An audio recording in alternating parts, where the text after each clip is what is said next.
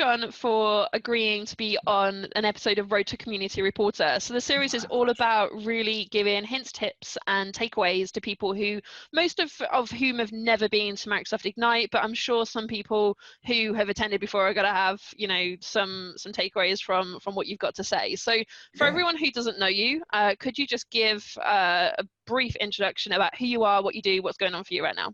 Yeah, I'm Jon Levesque. I am a senior program manager on the Microsoft Flow team. Most people know me as the Flow evangelist. I'm the guy who's making all the noise about Flow. You can find me on Twitter, but the main place I'd love for you to look for me is on YouTube, Jon L. Seattle. If you do youtube.com, Jon L. Seattle, my channel's there. I do stuff every week. That's where you can find me. Awesome, thanks. We'll make sure that we put all of your links into the description as well. So we're gonna have watchers and listeners. So this is going to be on YouTube. It's also going to be streamed as a podcast as well. So we'll make sure all of your links and stuff are there so people can go ahead and reach out to you. So so you've been to Ignite 2 times, right? I have. This will actually be year number 3 for me. That's amazing. So so tell me, so there must be something great about it. What's your kind of biggest like about it? What do you love about it so much? It's like the biggest show that there is, right? Like, you know, if you're a football fan, it's like the Super Bowl. If you're like a wrestling fan, it's like WrestleMania. If you're a soccer fan, it's World Cup, right? This is like the biggest Microsoft event of the year. This is where everybody comes. This is where all the big talks happen, all the big announcements. Satya does the keynote. There's 25,000 people. I just love it. It's huge. It's energetic. It's fun. It's Microsoft's best. And so I just feel like every year, if there's one Microsoft event, official event that I go to, it's absolutely Ignite. And would you say that's relevant for anyone? So any kind of role, anything that you're working in technology is going to be relevant for them? I think so. I mean, I think that there's some special focus that they say, like IT DMs, IT decision makers are the main audience for Ignite, but I think there's tons of value for everyone to be had. If you are in the business and looking to use Microsoft technology in any way, shape, or form, it's applicable to you. If you are in IT and need to figure out how to democratize or govern or learn about what's the newest thing, it's relevant for you.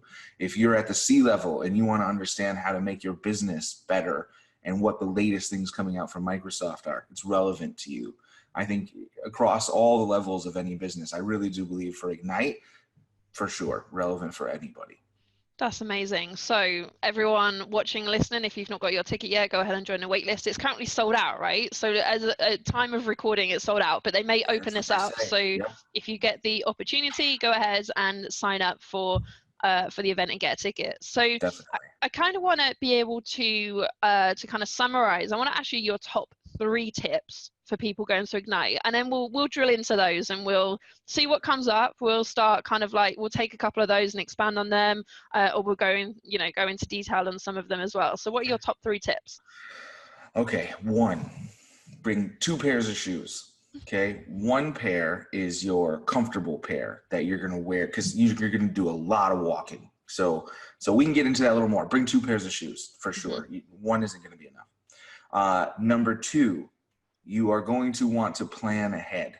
The conference center is huge, and if you don't plan getting from session to session, you are likely to miss big portions because you'll be walking. See tip 1 about the shoes.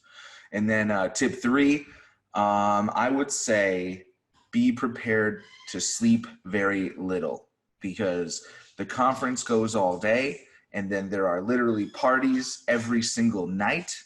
And so the amount of sleep I get during Ignite week is very small. So 2 pairs of shoes, plan ahead, and plan to sleep very little. Those are actually really good tips. I love all of them. You know, the one that kind of interests me the most is the shoes, like kind of, and I think the reason is because I want to know what type. So you said 1 comfortable pair of shoes. I'm taking the other one as being the one that you've got to use in the evening. The other one. Yeah, exactly. Your dress shoes, your fancy shoes, your nightlife shoes. Yeah. So all day, don't worry about looking good. You're at a technology conference, okay? There's going to be a lot of interesting characters. You don't have to worry about looking good. So just wear comfy shoes.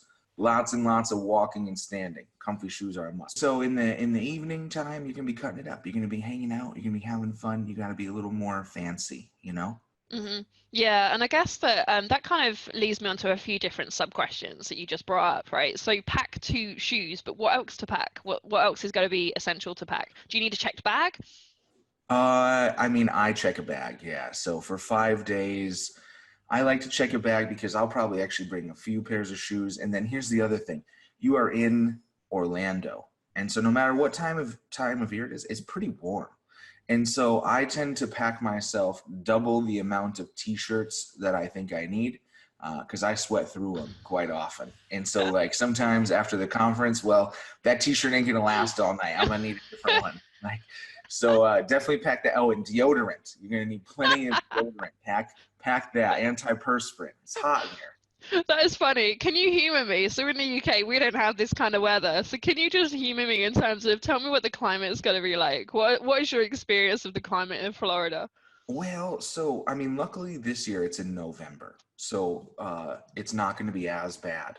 Last year, I'm pretty sure it was in July or August, and so to give you any like hint of what that might be like, um, picture the surface of the sun. It's just Florida sucks temperature wise, but in November it won't be so bad. It'll probably be like 75, 78. It'll actually be fairly like mild. It'll be Hmm. good. Yeah. So we're not going to be getting rain or anything. Uh, I mean, there might be a shower. Like Florida does have these passing showers that happen, but it'll rain hard for 20 minutes and then all the clouds go away and it's sunny and warm for the rest of the day. Okay. Yeah. Okay, so that's good. I mean, I appreciate we're going to be in a conference center for like, the 5 days, but in the evening and stuff, and if you want to get some time of going out, I'm sure people would normally kind of go out. I mean, I know I'm going to be traveling to NASA at the weekend when I go, so which is going to be epic. So excited. So yeah, that's going to be awesome. But people will normally do some like pre-event or post-event activities. So it's kind of cool if people haven't been, so you can get a bit of insight into that. Totally. There's Disney, there's the Kennedy Space Center and NASA. There's like all sorts of cool stuff to see. There's the great beaches and warm water. You can swim in the beaches year round there.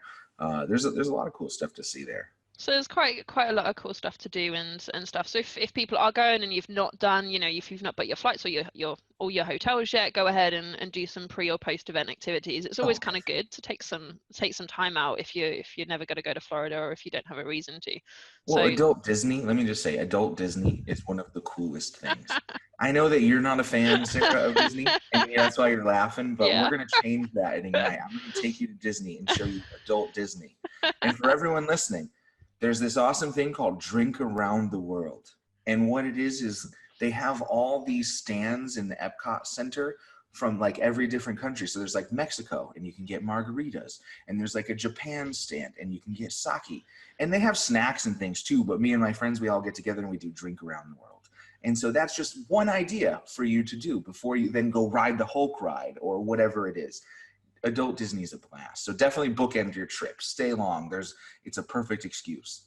So that's cool. That's wicked. So pretty much that a lot came out of those 2 shoes, right? That suggestion of 2 shoes. And Yeah, yeah. so that's wicked. So your second one was so remind me, was this the about don't Plan sleep? ahead.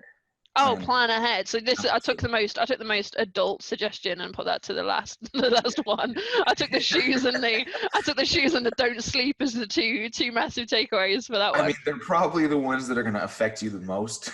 The plan ahead one, you're like, oh, if I miss a session 10 minutes, okay, I'll get over it. But So, if your feet are killing you, you won't. so the thing is with the sessions, though, I just wanted to highlight. So a lot of them are going to be recorded.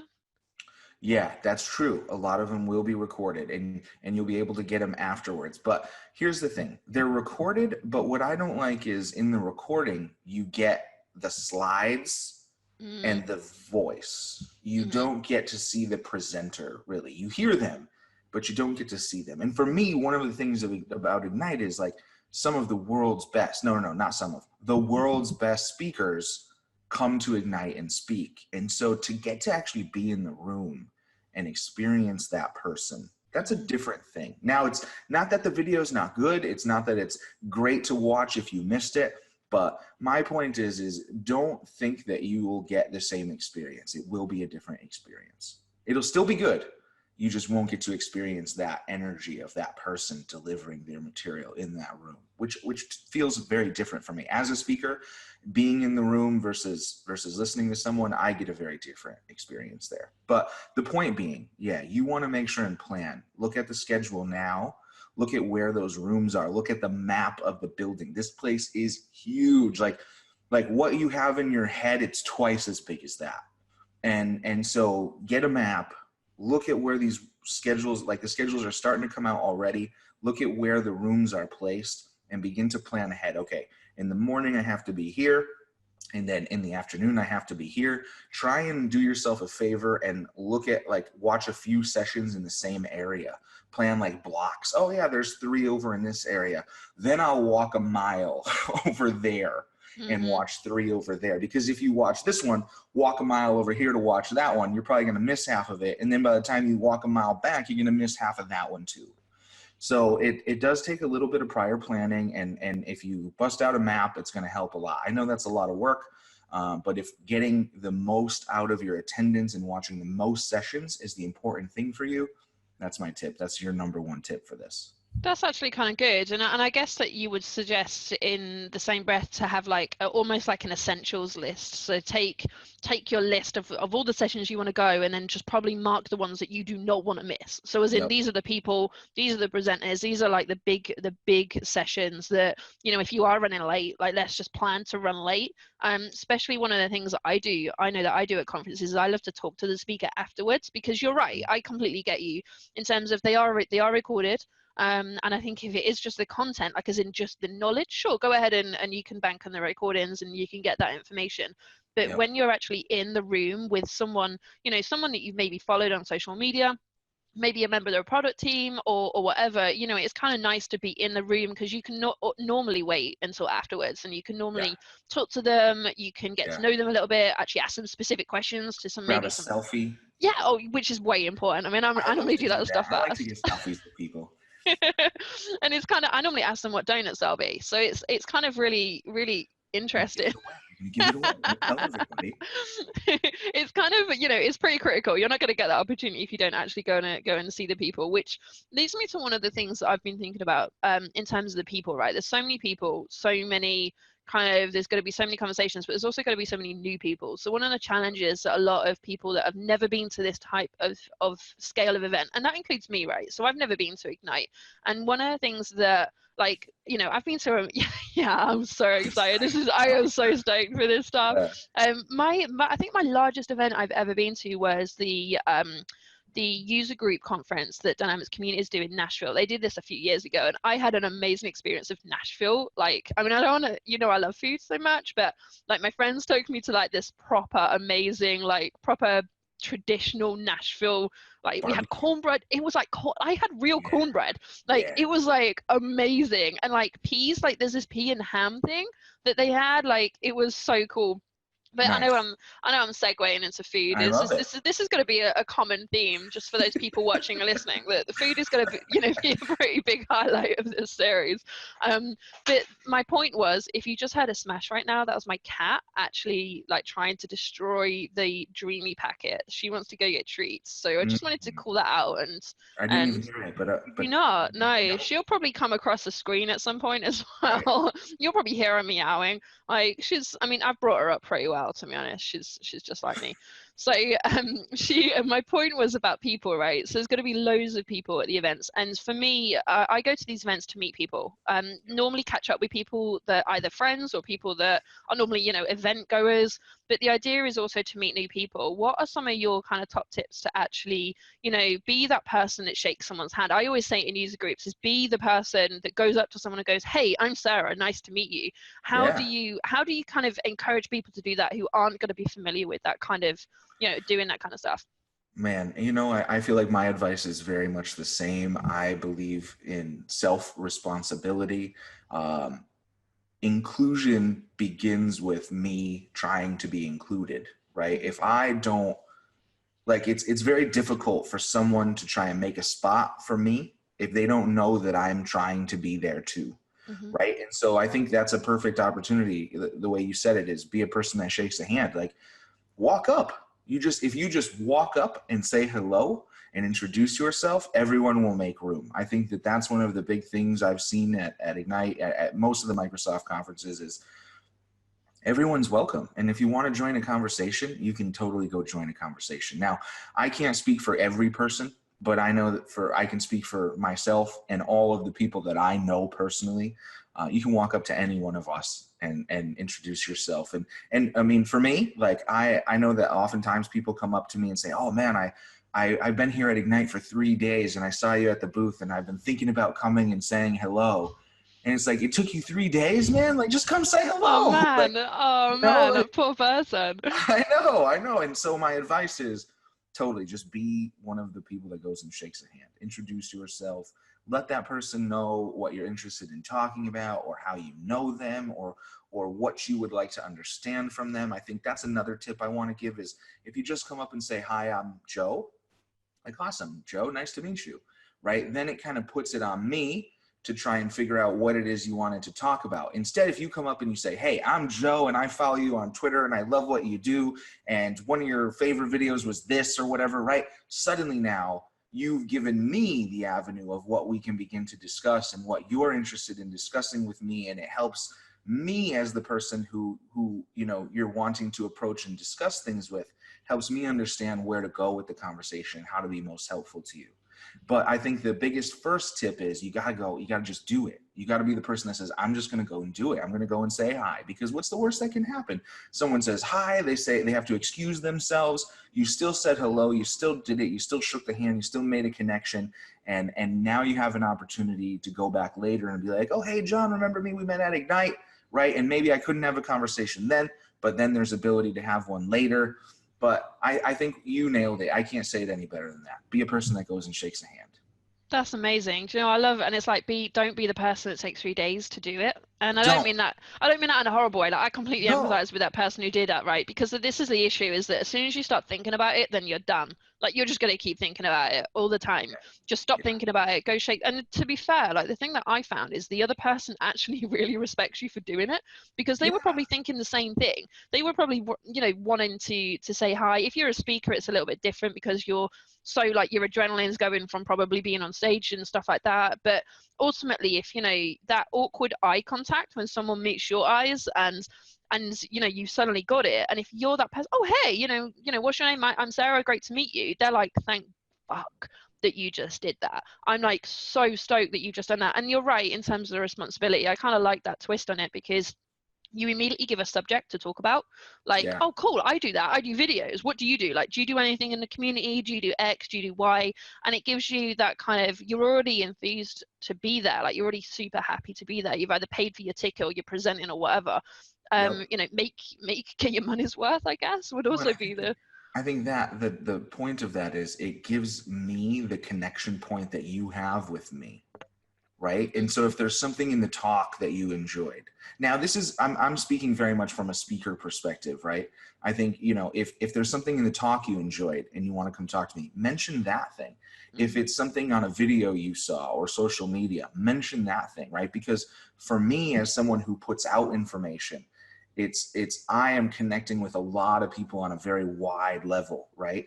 But now when you're bringing the connection back to me, it's helpful for me to understand, like, what is our connection point, because you know it better than I do, right? Because you've been consuming the content, the speaking, the whatever it is. And so I think that's the real point of it, is it gives me that place to be, oh, awesome, here we go. I connect with this person here.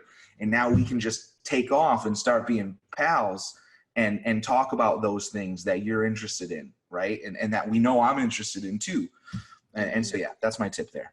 I love that. No, I think that's a massive takeaway for people, because they it's that overthinking. Just get out of that and do that. So I think that's amazing. I think that's definitely a massive takeaway. Probably better than the shoes. Like, I mean, the shoes is practical advice, right? I love that you started with the shoes. That's amazing.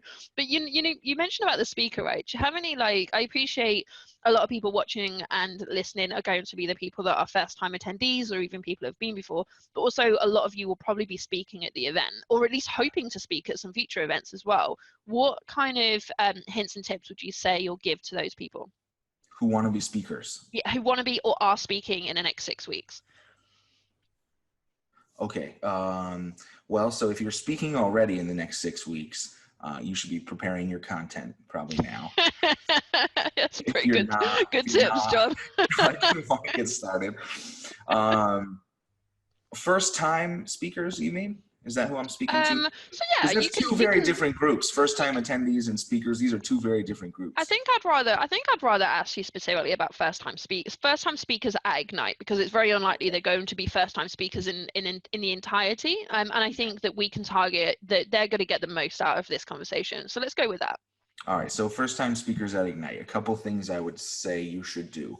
One, don't be afraid to pimp your session.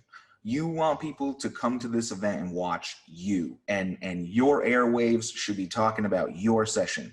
Like when you're talking about the event, oh, Ignite's going to be awesome, and my talk is going to be really awesome, right? Don't be afraid to self-promote. There's nothing wrong with trying to get people. Like I'm about to start. We're 6 weeks out here. My whole Ignite campaign's about to start kicking off because I'm trying to get as many attendees as I can at my talk. You should be doing the same. Number two, have some follow-up content ready for people, right? So you give this talk at Ignite, everybody's there, there's 2,000 people watching you talk, they're enthralled, you just killed it. Well, what now? Like, how do you keep it going? You should have some links ready for them to download some material or for ways to get in touch with you so that you can keep the conversation going, right? Especially those of you that might be consultants or those of you that might be working for partner companies, right? These connections are your lifeblood to your business. So definitely that. And then I think my third one would be interactivity does very well. So like in my session, I plan at the beginning, this year, I'll actually have this nice QR code. People will scan it with their phone. They'll fill out a form. That data will actually be used in the later part of my talk. And so it just gives a little bit of interactivity. It shows someone how they're, especially for flow, right? It's a useful thing because a lot of times like people don't really see flows work.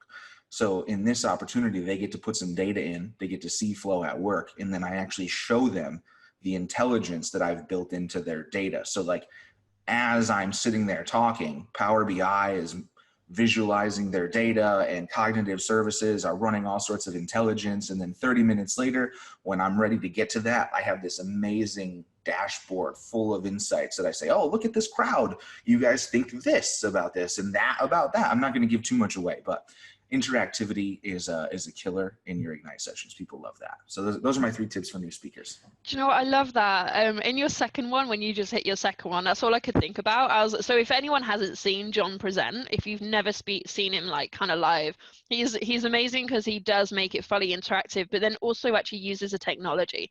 So he uses forms, he uses Flow, he uses Power BI and loads of other stuff as well. And it's actually awesome because he also uses that from a connection perspective as well.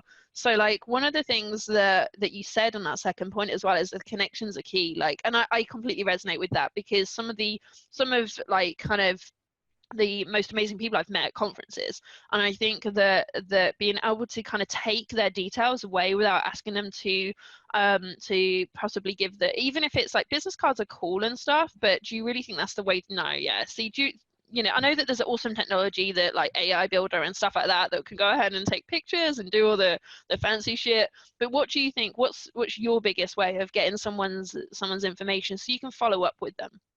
So I'm going to make a shameless plug here. I have talked about this for like 2 or 3 years now. I have a business card flow. And it's the simplest thing in the world. It's a flow button. It's on my mobile device. So when I'm at conferences, especially at Ignite, I think it actually got born 2 years ago at Ignite. I was like, I'm tired of business cards. I'm going to make a flow. I seriously think it was actually born of Ignite. That's amazing. People ask me for cards. So what it is it's a flow button. I tap the button. I ask you for 2 things. What's your first name and last name? And well, your full name, whatever, and your email address. That's it. And so then I put those details in, I hit the button, and now the flow runs in the background and sends you an email with all of my info. Now, this is better than a business card because connection, right? We were talking about how do we keep that connection going. This flow does 2 things. One, it gets you way more info about me than a business card ever could, right? It has all my social, my email, my phone number, links that I want you to see, educational material I've created, like all my stuff, right? But then the most important part about it is you gave me your email address. I asked you for your name and your email address. And instead of handing you a card and hoping that you contact me, I now have your contact info, and I've already sent you something, and you gave me permission to send you something. And so now the conversation, next level conversation, is on me. I have all your info. I can reach out again. Hey, person, so nice to meet you at Ignite. I hope you got my business card full of info. If you have any questions about any of that material, let me know. Also, FYI, I provide these amazing services and would love to help your business, right? Like, the possibilities there are just endless, but it's such a better method than a stupid piece of paper and handing it off and hoping somebody gets a hold of you. Hoping someone keeps it. One of the things that really frustrates me is I normally lose them. Like, I throw them out. They're annoying in my pocket. Yeah, well, Yes. when you're changing clothes or whatever, like, they don't just get thrown on the side, or like, you know, they get left at the bottom of your bag, or when you're packing and you've got all your swag and stuff, you're not going to have any room for that kind of stuff, and you're not going to remember where you've left someone's business card. And then that's that whole interaction that you've just had. You may have had an amazing conversation with them, but you're never going to remember someone's name from like a 5-10 minute conversation in the whole week. So I actually really like that idea. And also some of the other stuff as well is that you do loads of stuff on YouTube, on Twitter, on LinkedIn. You know, there's so much stuff that you're never going to be able to plug your stuff in like a short space of time. And also, you don't want to sound like an absolute like asshole either. Check my LinkedIn and my Twitter and my Instagram and my YouTube. Hey, look at all the shit that I do, but I don't care about you, right? Right. You don't want to come across like that person either. So, you know, there's a subtle way of doing it, and that's what I love about it. So for those people that, again, first timers, and if you can put this in your speech, or you can be an attendee and do this stuff. You can make a flow button, and I'll put the links, because I'm pretty sure you've got a video, John, on how to do this stuff. I'll put the links in the, yeah, I'm sure you did. I'll put it into the video, and I'll put it into the description, so you can go ahead and actually build one before Ignite, so then you can be actually prepared. One of the things that I'm a massive fan of is the LinkedIn scanner. So I love that stuff. So I like making the connections on LinkedIn. It doesn't quite do what it doesn't make the actual kind of real conversation, though, because one of the challenges I found with that is the fact that I've forgotten who I've connected to. Yeah, you have a connection now, but like, what were we talking about? So you can totally enrich the experience, right? You can put in that business card thing. Where did we meet? And what were we discussing, right? So you could just drop some quick notes, and then that same business card can be sent off to them, and those notes can then be emailed to you, right? You could do a bunch of different things. You could take it to some serious next level. I love that stuff. So I think that's amazing. We've talked about awesome stuff in the past kind of like 20, 30 minutes. It goes so quick. Like, we talk about so much stuff. So I hope everyone watching and listening has really taken away some stuff. You know, there's going to be things that resonate with you and not. And hopefully you've got something from this conversation. So thank you, John, so much for taking the time out to do it. Is there anything that you're working on right now? Is there anything that you're looking forward to that you want to just like tell everyone about? Man, we just finished the Flow conference. If you haven't seen that material, check that out if you're interested in Flow. Coming up, I'm actually most excited about Ignite. I have a speaking tour happening. There's the Power Platform Summit. There's Ignite. There's a whole bunch of big events coming up in my future. But I just want to say to everybody, if you want to get a hold of me, reach out to me at Jon J. Levesque on Twitter. Would love to answer all your Ignite questions or speaking questions or whatever. I just love to connect with new people. So feel free to say hello virtually, or if you see me in person, don't be afraid, walk up. Don't take 3 days. Just come say hi. That's amazing. Thanks so much, John. And thanks everyone for watching and listening.